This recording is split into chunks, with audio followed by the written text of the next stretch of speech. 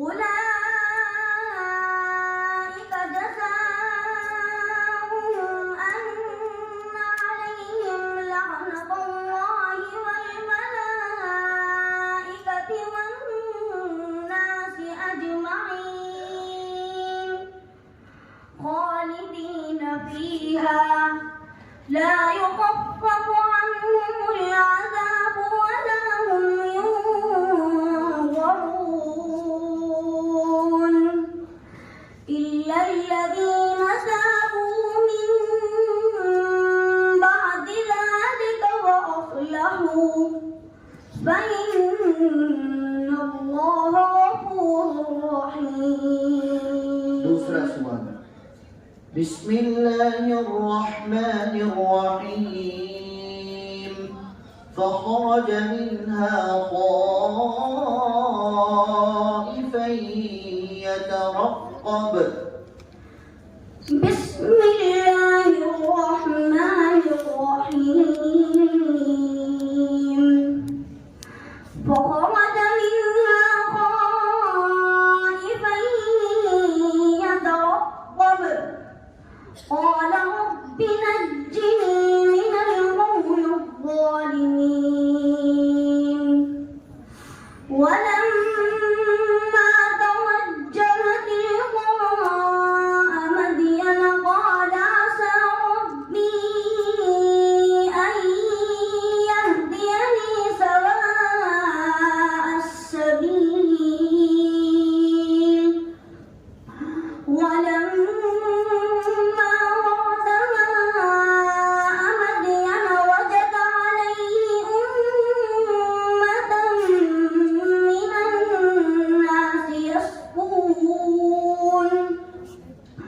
ووجد من دونهم امرأتين تذودان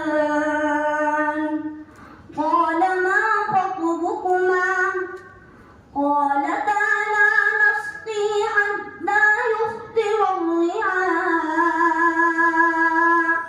وأبونا شيخ كبير فسقى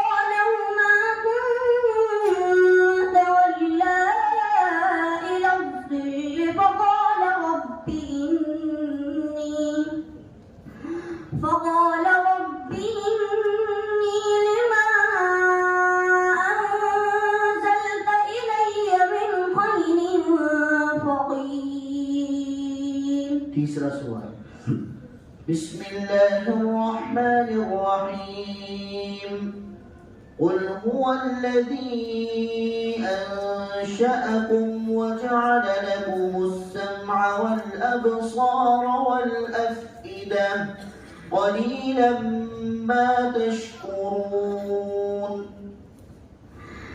بسم الله الرحمن الرحيم قل هو الذي أنشأكم وجعل لكم السمع والأبصار والأفئدة قليلا ما تشكرون. قل هو الذي ذرأكم في الأرض وإليه تحشرون ويقولون متى هذا الوعد إن كنتم صادقين.